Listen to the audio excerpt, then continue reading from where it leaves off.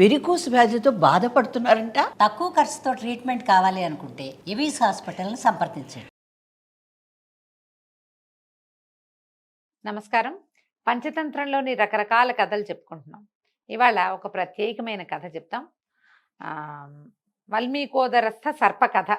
వల్మీకము ఉదరము అంటే పుట్టలోను పొట్టలోను ఉన్న పాముల కథ అన్నమాట.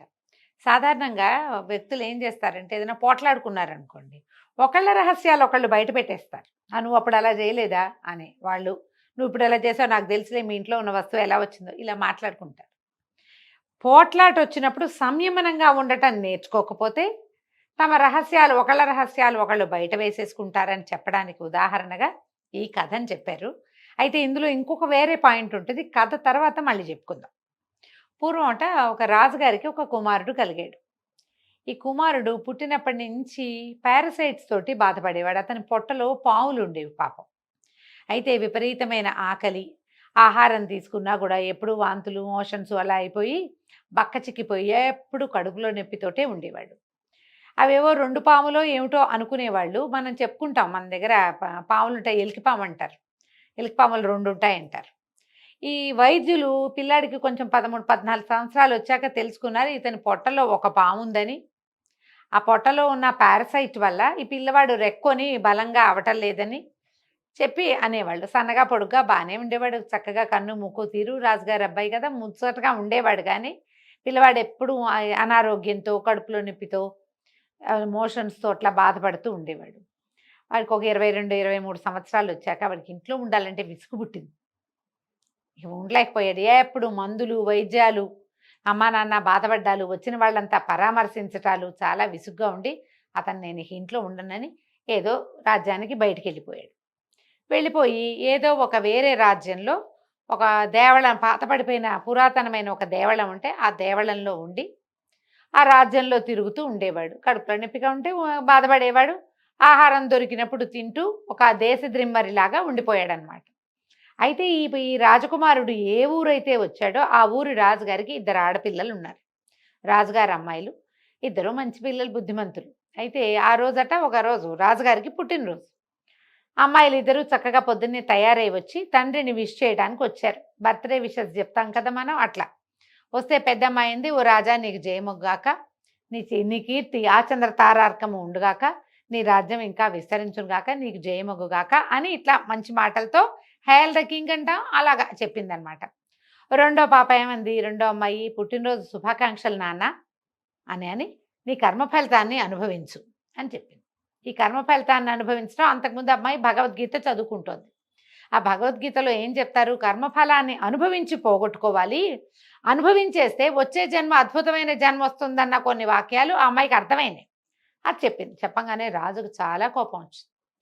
ఏమిటి నా పుట్టినరోజు పూట కర్మఫలితాన్ని అనుభవించమంటుందా, దీని కర్మఫలితాన్ని ఇది అనుభవించేలాగా చేస్తానని ఆ మంత్రి సామంతుల్ని వాళ్ళని పిలిచి ఈ అమ్మాయిని దీని కర్మఫలితాన్ని ఇది అనుభవించేలాగా చేద్దాం, పరమ దౌర్భాగ్యుడు ఎవడుంటే వాడికి ఒకరిని చూసి ఈ పిల్లనిచ్చి పెళ్లి చేయండి, దీన్ని పంపేయండి ఇంట్లోంచి అని చెప్పాడు. ఈ రాజుగారు అమ్మాయిని వెంబడి పెట్టుకుని ఊరంతా తిరిగాడు మంత్రి గారు. తీరా చూస్తే ఈ దేవళంలో, పురాతన దేవళంలో ఒక సన్నగా పొడుగ్గా బలహీనంగా ఏదో మనాదిగా జబ్బుగా ఉన్నటువంటి ఈ రాజకుమారుడు కుర్రాడు కనపడితే అబ్బాయిని అడిగారు, అబ్బాయి నీదేం ఊరంటే నాదేం ఊరండి, ఈ ఊరేం లేదండి అన్నాడు. అనగానే వీడే కరెక్ట్ అయిన వాడు, ఊరు పేరు లేనివాడు, వీడికి ఇచ్చి పెళ్లి చేద్దామని స్వల్ప జనంతో వెళ్ళి పరివారంతో ఆ అమ్మాయికి ఓం ఓం అనే శాస్త్రోక్తంగా ఆ కుర్రాడికి ఇచ్చి పెళ్లి చేసేశారు.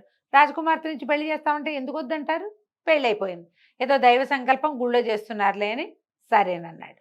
పెళ్ళైపోయాక అమ్మాయి ఆనందంగానే ఉంది. ఏమనుకుంది, నా కర్మ ఫలితం ఇది, భగవంతుడు ఇదే ఇచ్చాడు నాకు, కాబట్టి నేను దీన్ని ఆనందంగా స్వీకరిస్తానని కొద్దిపాటి జనాలతోటి అమ్మాయికి ఇచ్చారు, ఏదో చిన్న 4 అమ్మాయి వాళ్ళతోటి ఇక భర్తను తీసుకుని ఈ ఊరు నుంచి వెళ్ళిపోయింది.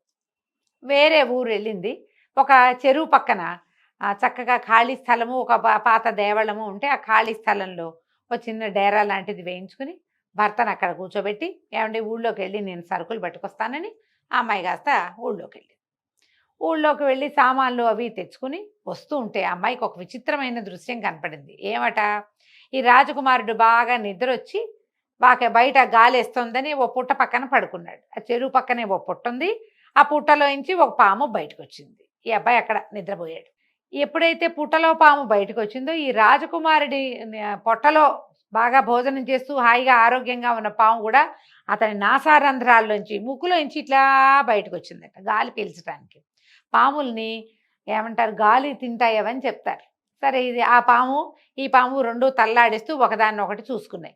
చూసుకుంటే ఆ పుట్టలో ఉన్న పామంది, ఓసిని దుంపదెగా, ఇంత చక్కటి పిల్లవాడు, ఎంత బాగున్నాడు కళగా రాజకుమారుడు, వాడి పొట్టలో చేరి వాడిని ఇట్లా జబ్బు పాలు చేసేవేమే, నీకేం పోయే కాలం అని ఆ పుట్టలో ఉన్న పాము అడిగింది.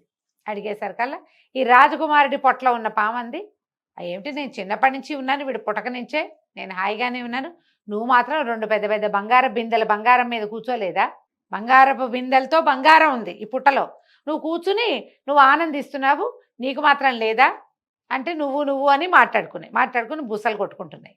ఈ పాములు రెండు బుసలు కట్టుకోవటం చూసి పిల్ల హడిలిపోయింది రాజకుమార్తె. అయ్య బాబాయ్, భర్త ముక్కులోంచి ఒకటి వచ్చింది, అక్కడ ఇంకా ఇంత పెద్ద పాడగా ఉన్నాయి, ఇంకో పాము ఉంది, ఇవి రెండు కలిసి ఇతన్ని ఏం చేస్తాయో కదలకూడదని చెట్టు వెనకాల నిలబడి వింటుంటే ఏమైంది, ఈ పుట్టలో ఉన్న పామంది, వాళ్ళకి తెలియక, నీకు ఎన్నో మందులు వేసి ఉంటారు, వాళ్ళకి తెలీదు, పాత బియ్యపు గంజిని వార్చి ఆ పాత బియ్యపు గంజిలో కలి అంటాం కదా, అది ఆ గంజిలో తెల్లావాలు నూరి ఉడకబెట్టి అది గనక ఇచ్చారంటే చచ్చూరుకుంటావు నువ్వు, వాళ్ళకి తెలీదు నీ సంగతి అని పుట్టలో ఉన్న పాము ఈ పొట్టలో ఉన్న పాము తాలూకు మృత్యువుని, చావు ఎలా వస్తుందో రివీల్ చేసేసింది. వీడి ముక్కులోంచి బయటకు వచ్చింది కదా, అది మాత్రం ఎందుకు ఊరుకుంటుంది, అదేమందంటే, ఆ జనాలకు తెలియక కానీ నీ పుట్టలో వేడివేడి నీళ్లు కానీ వేడివేడి నూనె కానీ పోసారంటే కాలేది, చచ్చి ఊరుకుంటావు నువ్వు, ఆ బంగారం అంతా బయటకు వస్తుంది, హాయిగా అనుభవిస్తారు, జనాలకు తెలియక ఇట్లా చేశారు, నిన్ను వదిలిపెట్టేశారు అంటే రెండు బుస్సులు ఆడుకున్నాయి. పుట్టలో ఉన్న పాము లోపలికి వెళ్ళిపోయింది, పొట్టలో ఉన్న పాము కిందకి వెళ్ళిపోయింది, లోపలికి పొట్టలోకి వెళ్ళిపోయింది.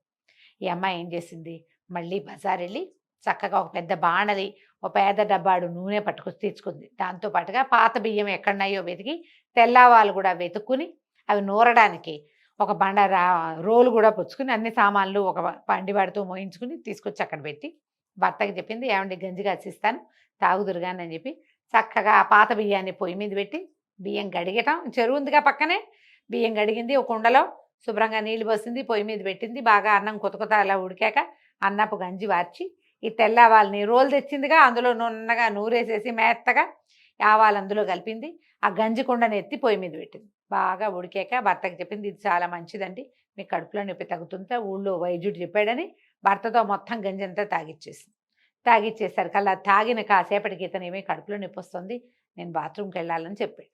పెద్ద మోషన్ అయ్యేసరికి ఆ పొట్టలో ఉన్న పాము చచ్చిపోయి ఆ మోషన్లో బయటపడిపోయింది. రాజకుమారుడు ఉత్సాహంగా తిరిగి వచ్చాడు.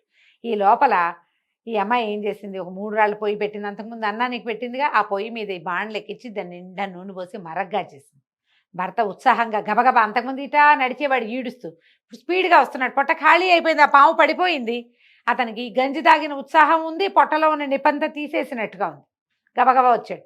రాగానే అమ్మాయింది, ఇక ఇది పట్టుకోండి బాణలి, ఈ పొట్టలో పోద్దామని చెప్పి ఆ అమ్మాయి ఏది చెప్తే అది వింటున్నాడు అతను. ఇద్దరు పట్టుకుని ఈ బాణలు పట్టుకుని ఆ పొట్టలో వేడి నూనె పోసేసరికి బుసలు వినపడ్డాయి, కానీ కాసేపటికి పాము కాస్త చచ్చిపోయింది.